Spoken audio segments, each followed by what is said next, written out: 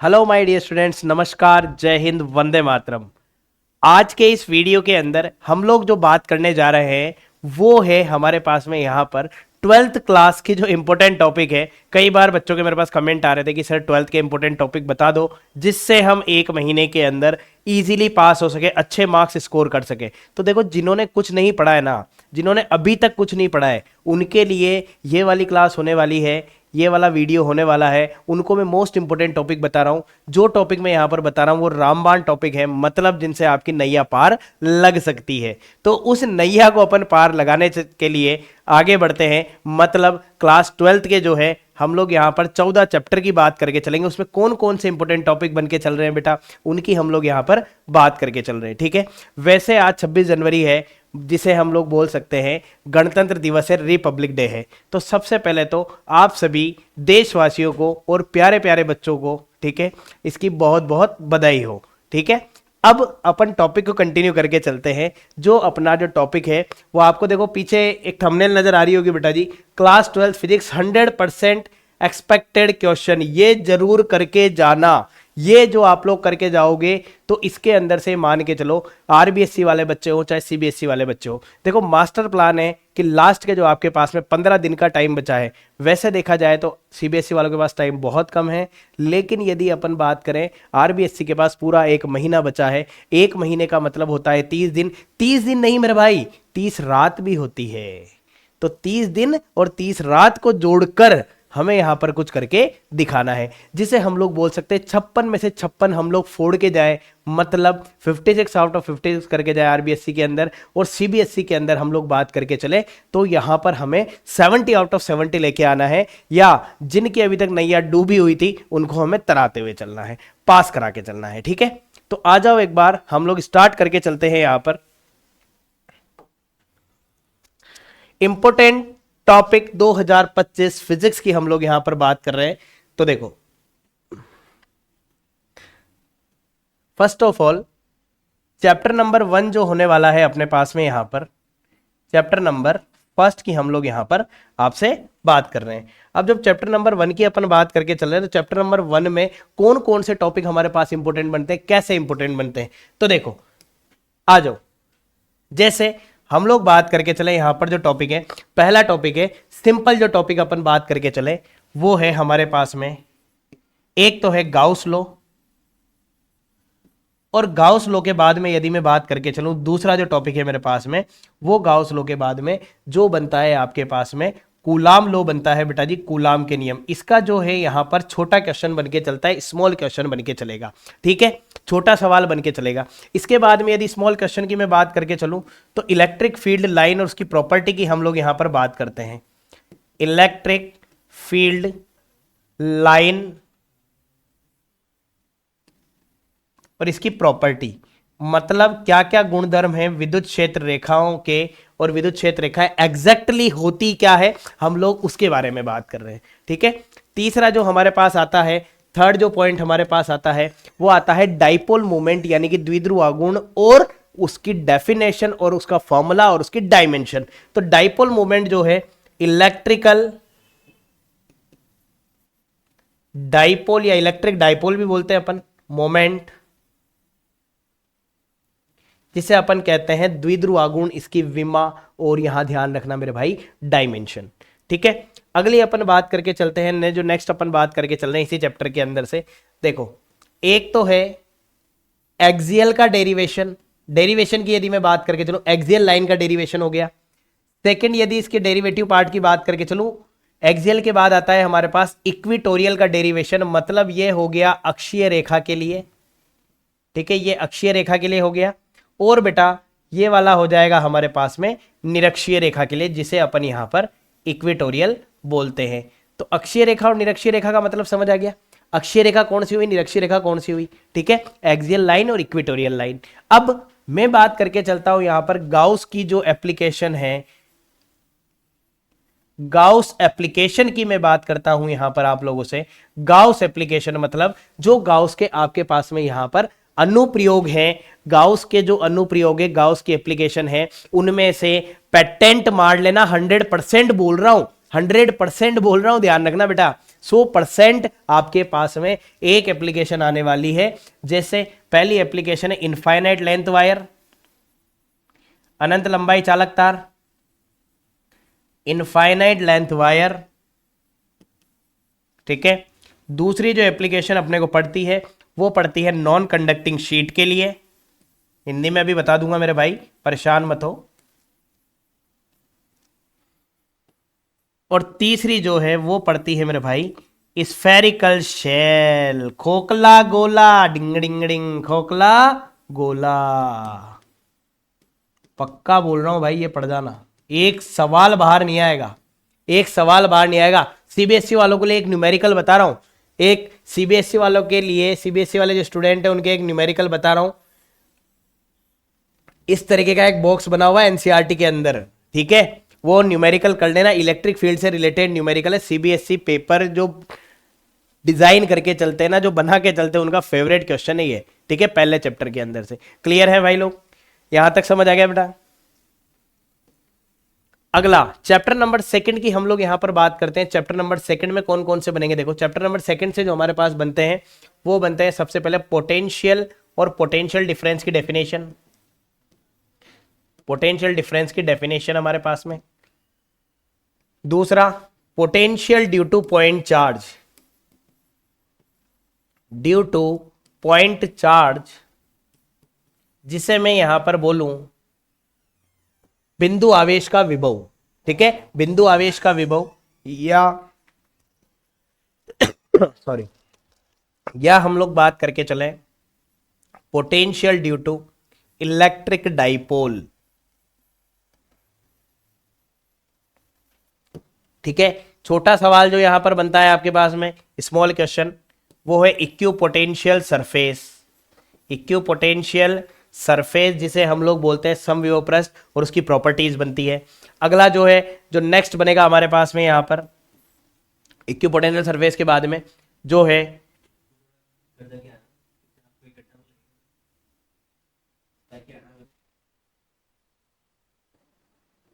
Equipotential surface अपने पास यहां पर बनके चलता है। इक्विपोटेंशियल सरफेस के बाद में अपन यहां पर बात करके चले, जो नेक्स्ट टॉपिक अपने पास में बनता है वो बनता है, और को किस तरीके से बनेगा वो देखना, कैपेसिटेंस का टॉपिक बनेगा।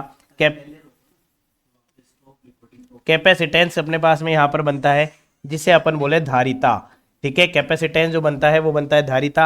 इसके लिए जो आएंगे दो टॉपिक आते हैं हमारे पास में, एक तो यहाँ पर पैरेलल प्लेट कैपेसिटर आता है, एक parallel plate capacitor completely filled यानी पूर्णतया भरा हुआ, मेरे भाई कैपेसिटर कंप्लीटली फिल्ड यानी पूर्णतया भरा हुआ। इसके अंदर ध्यान रखना पोटेंशियल एनर्जी वाला एक टॉपिक आता है, मोर देन 2 चार्ज, 2 चार्ज से ज्यादा, जिसे अपन स्थितिज ऊर्जा भी कहते हैं।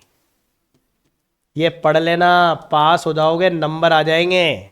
70 में 70 की गारंटी लेता हूं, 56 में 56 के लिए बोल रहा हूं, ठीक है। टॉपिक अच्छे से पढ़ लेना ये वाले। और इसके अंदर एक टॉपिक आता है कैपेसिटेंस का, जो सीरीज पैरेलल है उसका न्यूमेरिकल कर लेना। सीरीज और पैरेलल है उसका न्यूमेरिकल कर लेना, झपाझप न्यूमेरिकल कर लोगे तो दिक्कत नहीं आएगी। कैपेसिटेंस के अंदर ही एक छोटा सा पोर्शन बन के चलता है अपने पास में, कैपेसिटेंस की जो एनर्जी स्टोर है जिसे हम लोग बोलते हैं बेटा जी ऊर्जा, ठीक है। संग्रहित ऊर्जा, धारिता यानी कि संधारित्र में संग्रहित ऊर्जा कितनी होती है, तो न्यूमेरिकल सेक्शन भी मैं तुम्हें बता रहा हूं, वैल्यू बेस्ड सेक्शन भी मैं आप लोगों को यहां पर बता के चल रहा हूं। आगे बढ़ते हैं, चैप्टर 3 मेरा मोस्ट इंपोर्टेंट चैप्टर है, ठीक है। मेरा भी फेवरेट चैप्टर है ये, पढ़ाने में भी मजा आता है, पढ़ने में भी मजा आता है, क्योंकि लॉजिकल चैप्टर है। सबसे पहली बात आती है, छोटे सवाल में आ जाओ, करंट डेंसिटी की डेफिनेशन और डायमेंशन, ठीक है। करंट डेंसिटी की डेफिनेशन और डायमेंशन,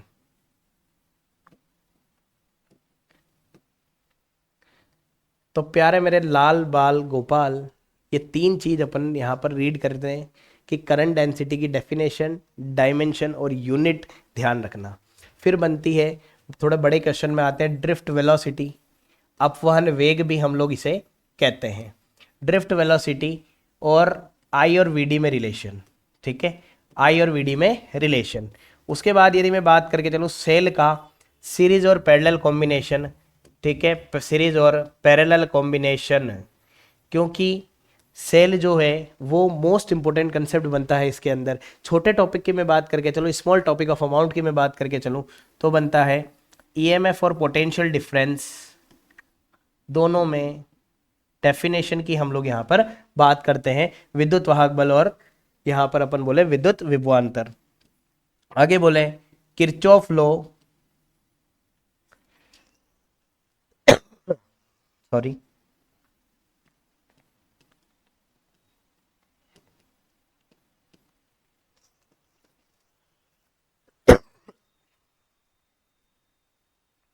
किरचॉफ के नियम। उसके बाद बात करें most important Wheatstone bridge, Wheatstone bridge, और इसमें ध्यान रख के चलना एक न्यूमेरिकल फिक्स है, और उस न्यूमेरिकल के अंदर भी मैं आप लोगों को बता दूं, या तो केवीएल का बनता है या व्हीटस्टोन का बनता है, इन दो का जरूर सवाल बनता है। वैसे सीरीज पैरेलल का भी क्वेश्चन आपके पास में बन जाएगा। चलिए आगे बढ़ते हैं। लाल बाल गोपाल हमारे प्यारे बच्चों, चैप्टर नंबर 4 बहुत आसान, पहला ही टॉपिक है बायो सावर्ट। बायो सावर्ट की एक्सिस की हम लोग यहाँ पर बात करते हैं और सेंटर की बात करते हैं।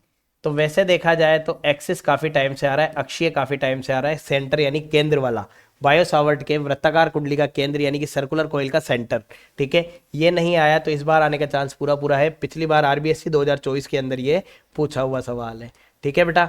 आगे बढ़ते हैं यहाँ पर सेकंड के अंदर, तो थोड़ा सा इसको हम छोड़ सकते हैं, लेकिन ये तो हमें अच्छे से करना ही है। एम्पियर लॉ मुझे इस बार लगता है कि सीबीएसई और आरबीएससी दोनों में एम्पियर्स लॉ बनेगा यहाँ पर अपने पास में। ये होता है स्ट्रेट वायर, ठीक है, एक तो बनता है हमारे पास में क्या स्ट्रेट वायर के लिए, और एक बनता है लॉन्ग सिलेंडर के लिए, ठीक है, लॉन्ग सिलेंडर के लिए यहाँ पर बन के चलेगा। उसके बाद में तीसरा टॉपिक जो हमारे पास यहाँ पर बनता है, थर्ड जो टॉपिक हमारे पास में यहाँ पर बनता है सिलेंडर के बाद में टॉर्क, ठीक है, टॉर्क का बनता है, जिसे अपन बात करें फोर्स के लिए भी अपन यहाँ पर बोल सकते हैं बलागुण व बल की हम लोग यहाँ पर आपसे बात करते हैं, ठीक है। किसके लिए मेरे भाई ये बात होती है, ध्यान रखना, ये बात होती है बच्चों, स्पेशली हम लोग बात करके चलें रेक्टेंगुलर कॉइल के लिए, मतलब वृत्ताकार कुंडली के लिए होने वाली है। G2A G2V स्पेशली ध्यान रखना, छोटा सवाल बन जाता है G2A G2V। लास्ट एक चैप्टर से 5 टॉपिक अपन रीड कर रहे हैं, 5 टॉपिक अपन पढ़ के चलेंगे। कुछ एक चैप्टर ऐसे है जिसमें से कोई टॉपिक अपने को ज़्यादा 5 भी नहीं, 2 या 3 टॉपिक ही रीड करने, जैसे अगला ही चैप्टर है अपने पास में G2A G2V। इसके बाद में पैरेलल कंडक्टर, ये भी पिछले साल सीबीएसई और आरबीएससी दोनों में आया हुआ क्वेश्चन है, आरबीएससी 2024 और सीबीएसई में भी पूछा हुआ सवाल है, तो इन दोनों के आने के चांस थोड़े कम है, एक ये और एक ये, ठीक है भाई। चैप्टर नंबर 5, ओहो ये चैप्टर क्यों है, बहुत छोटा चैप्टर है सर। क्या बता रहे हो सर आपसे, मैग्नेटिज्म जिसे अपन कहते हैं, ठीक है, magnetism,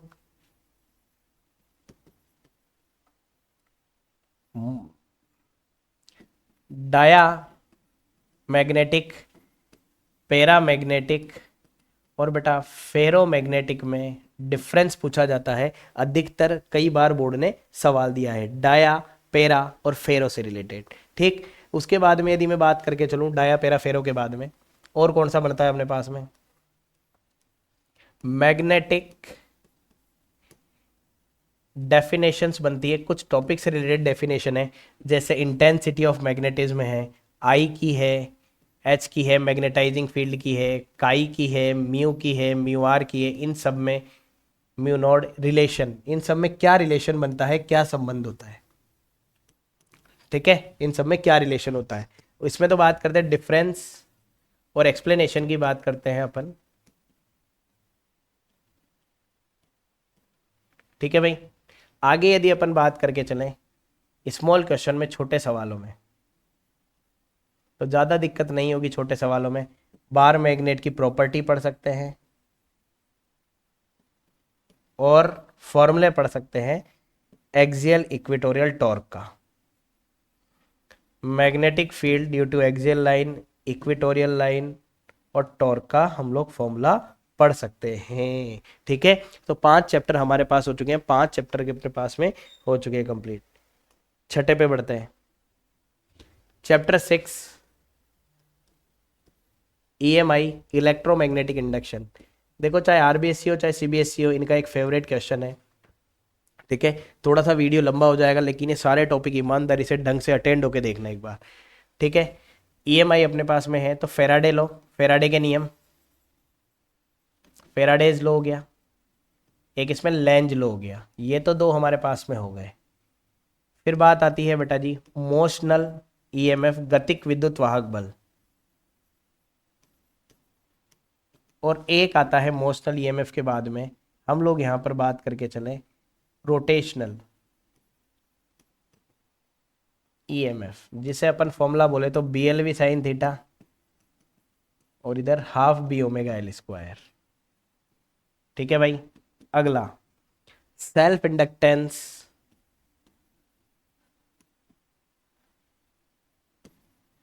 for a coil and solenoid, self inductance for a coil and solenoid और म्यूचुअल इंडक्टेंस से रिलेटेड, म्यूचुअल इंडक्टेंस अन्योन्य प्रेरण, ये स्व प्रेरण की बात होगी कुंडली के लिए और परिनालिका के लिए। Mutual inductance for a coaxial समाक्षीय कुंडली सोलेनोइड। ठीक है, और इसमें से एक न्यूमेरिकल आने वाला है मेरे भाई। न्यूमेरिकल देखो, चाहे कोई भी स्टूडेंट हो न्यूमेरिकल से दूर भागता है तो मेरे भाई न्यूमेरिकल से दूर नहीं भागना है, क्योंकि न्यूमेरिकल सेक्शन अपन आसानी से कर सकते हैं। एक तो E बराबर LdI/dt या MdI/dt ये फॉर्मूला हमारे पास में बनता है, फाई इक्वल टू LI या MI भी बनता है। तो ये फॉर्मूले हैं, 2 फॉर्मूले 3 फॉर्मूले अपने पास में। सोलेनोइड का मैग्नेटिक फील्ड है, इससे रिलेटेड भी क्वेश्चन आया हुआ है। ठीक है, चैप्टर 7 पे अपन चलते हैं। चैप्टर 7 से कौन सा टॉपिक बनता है? देखो एसी में सबसे पहले IRMS या VRMS का टॉपिक बनता है, रूट मीन स्क्वायर वैल्यू अपन यहाँ पर बोलते हैं। लेकिन RMS जो है वो 2024 आरबीएससी में आया हुआ है, तो आरबीएससी में थोड़ा इसके आने के चांस कम है इस बार। ठीक है, आरबीएससी के अंदर आने के चांस कम है इस बार। जो है वो एल सर्किट और सी सर्किट में से एक क्वेश्चन आने वाला है। एल सर्किट यानी इंडक्टिव सर्किट अपन बोलते हैं, या सी सर्किट बोलते हैं कैपेसिटिव बोलते हैं, शुद्ध प्रेरकत्व परिपथ, शुद्ध धारतीय परिपथ। ठीक है, ये जितना मुझे लगता है 2025 में ये छप गया, ध्यान रखना 2025 में ये छप गया, इसको कोई नहीं रोक सकता है। ठीक है, और हम लोग बात करके चले आरएलसी सीरीज सर्किट जो है आरएलसी का, आरएलसी सीरीज सर्किट मतलब श्रेणीबद्ध आरएलसी परिपथ की हम लोग यहाँ पर बात करते हैं। श्रेणीबद्ध आरएलसी परिपथ की हम लोग यहाँ पर आपके सामने बात करते हैं। अधिकांश मॉडल पेपर के अंदर ये दिया हुआ है, सीबीएसई का हो चाहे आरबीएससी का स्टूडेंट हो। ठीक है, दोनों मॉडल पेपर के अंदर ये भी दिया हुआ है, इन दोनों में से एक आएगा। और में एक क्वेश्चन आने वाला है, तो और में से जो है मैं आपको एक क्वेश्चन ये बता रहा हूँ, एक और क्वेश्चन बताऊंगा एवरेज पावर से रिलेटेड, उनमें से एक क्वेश्चन बन सकता है। वैसे एवरेज पावर 2025 में पूछा हुआ है। ठीक है, एवरेज पावर आपका 2025 में पूछा हुआ है, तो थोड़ा सा आने के चांस उसके कम हो चुके हैं। ठीक है, उसके अलावा एवरेज पावर, औसत शक्ति हम लोग यहां पर बोलते हैं, या ट्रांसफॉर्मर। वैसे ये 2025 में आया हुआ सवाल है, सॉरी 24 में, 2025 तो पेपर ही नहीं हुआ, मजा ले रहे हो आप तो।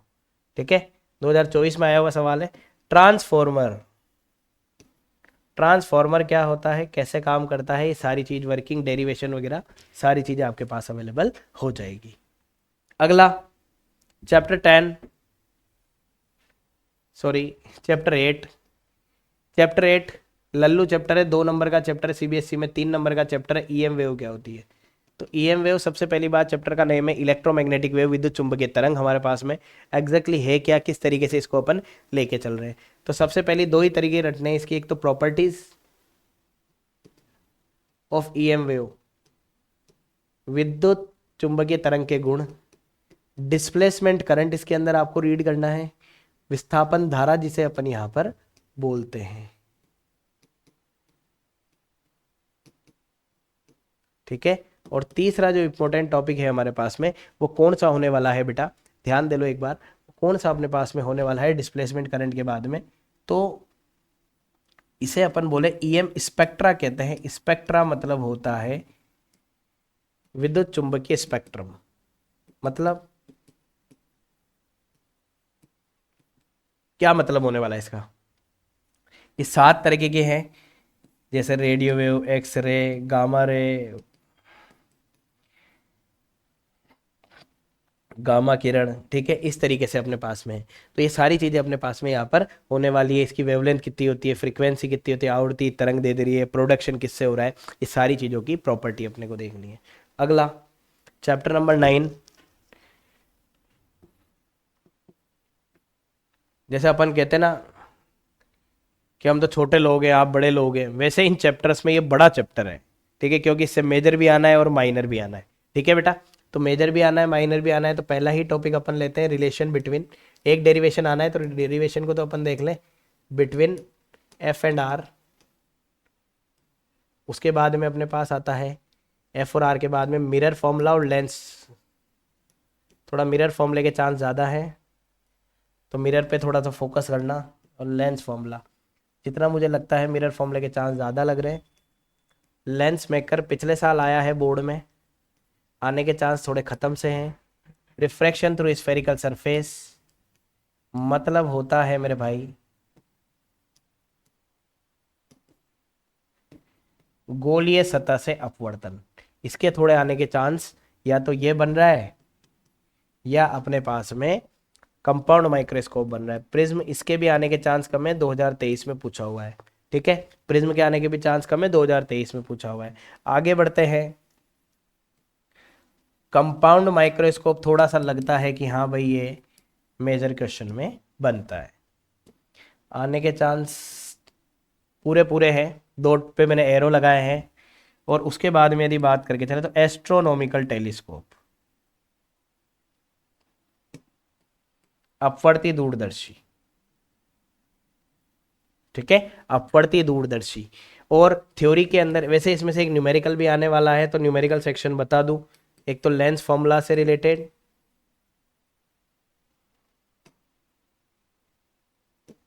मिरर फॉर्मूला से रिलेटेड,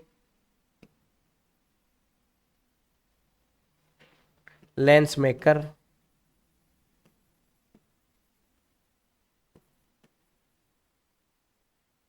लेंस मेकर फॉर्मूला, इन 3 पॉइंट पे बेस लगभग क्वेश्चन बनता है। थ्योरेटिकल क्वेश्चन की यदि अपन बात करके चलें तो मेरे भाई TIR होने वाला है, टोटल इंटरनल रिफ्लेक्शन होने वाला है, ये ध्यान रखना, ठीक है बेटा। आगे शुरू करते हैं, आगे देखते हैं क्या क्या बन रहा है अपने पास में। Next chapter number 10, Huygens wave optics chapter का नाम है। 2 प्रॉपर्टी होती है, एक तो रिफ्लेक्शन और एक रिफ्रैक्शन, मतलब परावर्तन और बेटा अपवर्तन, ठीक है। व्यतिकरण यानी इंटरफेरेंस का फॉर्मुलेटिकल क्वेश्चन बन जाए, डेरिवेशन थोड़ा चांस कम है, ठीक है। YDSC का न्यूमेरिकल, देखो आज की ये जो क्लास है ना ये मोस्ट इंपोर्टेंट क्लास है मेरे भाई, नैया पार लगाने वाली क्लास है। चलो पढ़ लेना ध्यान से, ठीक है, मजा आने वाला है, इन टॉपिक्स को कर जाओ, गारंटी ले रहा हूँ, गारंटी, कोई गारंटी नहीं लेता, मैं गारंटी ले रहा हूँ, कोई भी गारंटी नहीं लेता, मैं गारंटी लूंगा तुम्हारी, ठीक है।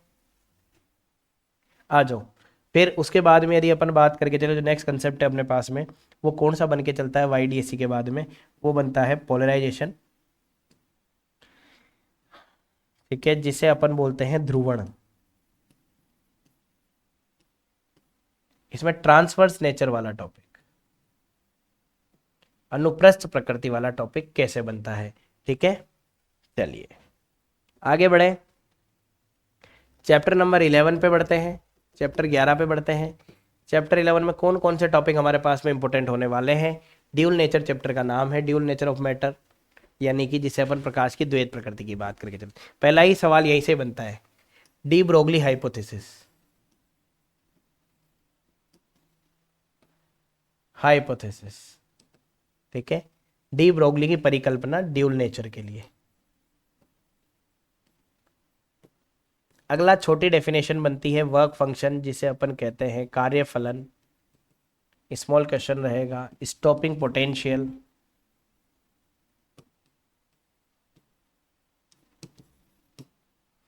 अगला है थ्रेशोल्ड फ्रीक्वेंसी और फोटो इलेक्ट्रिक इफेक्ट।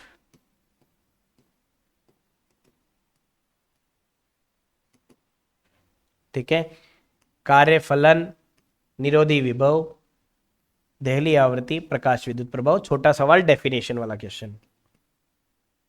ठीक है, फेलियर ऑफ फोटो इलेक्ट्रिक,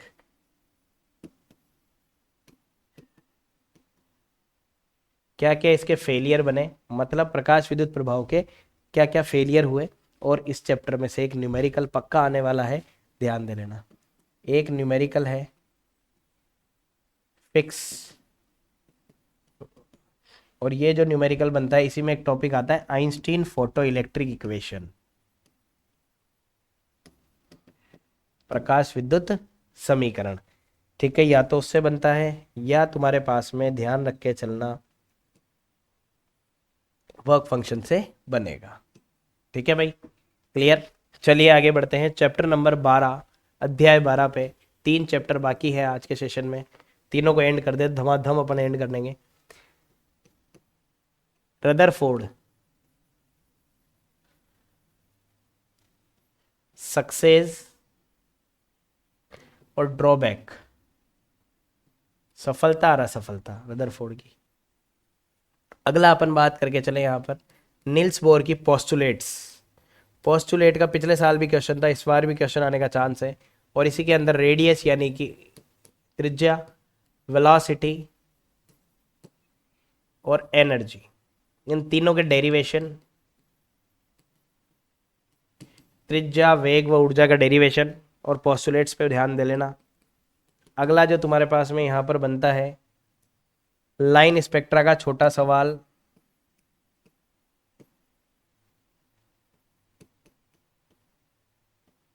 श्रेणी। ठीक है, विभिन्न श्रेणियां अपन पढ़ते हैं, Lyman Balmer Paschen Brackett Pfund वाला स्मॉल क्वेश्चन, छोटा सवाल बनता है। ठीक है, आगे बढ़ते हैं, ionization energy, ionization potential, excitation energy, excitation potential, आयनन ऊर्जा, आयनन विभव, उत्तेजन ऊर्जा, उत्तेजन विभव की डेफिनेशन, केवल डेफिनेशन, केवल और केवल डेफिनेशन। तो छोटे बड़े सवाल मिक्स करके मैंने आपको बता दिए हैं यहाँ पर। ठीक है, चलिए चैप्टर नंबर 13, न्यूक्लियर डेंसिटी।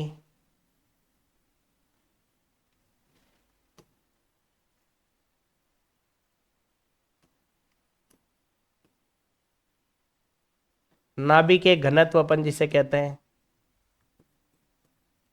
उसके बाद में यदि अपन बात करके चले न्यूक्लियर डेंसिटी के बाद में बाइंडिंग एनर्जी, बंधन ऊर्जा, बाइंडिंग एनर्जी पर न्यूक्लियन और ए के बीच जो ग्राफ बनता है वो कैसे बनता है, और binding energy per nucleon exactly क्या होता है।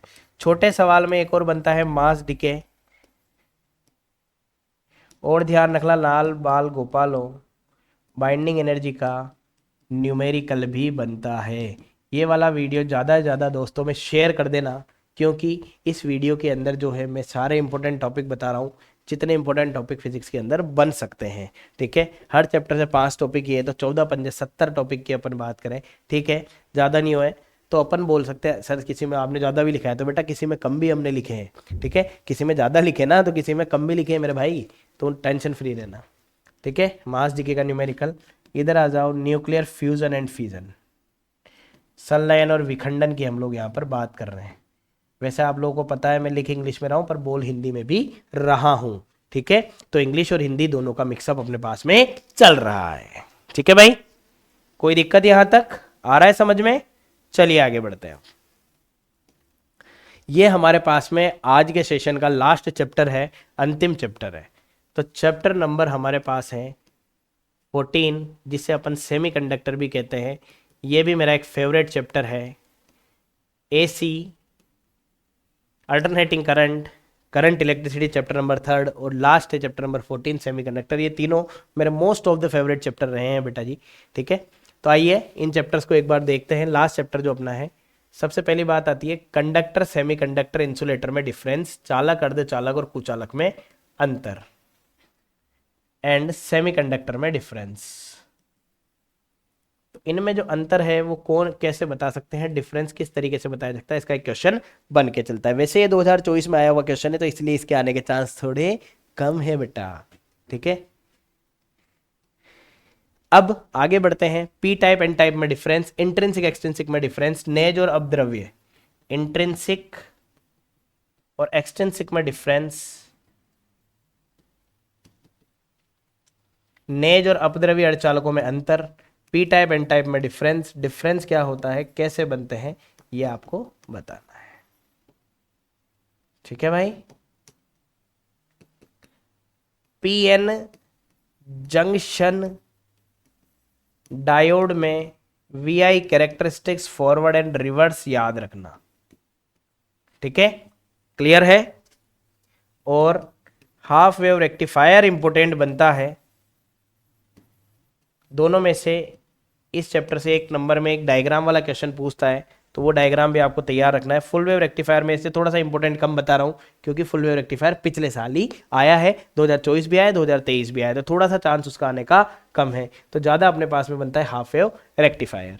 क्लियर है बेटा, कंफर्म हो, कहीं कोई दिक्कत इसमें, यहाँ तक ये चीज़ें समझ आ गई।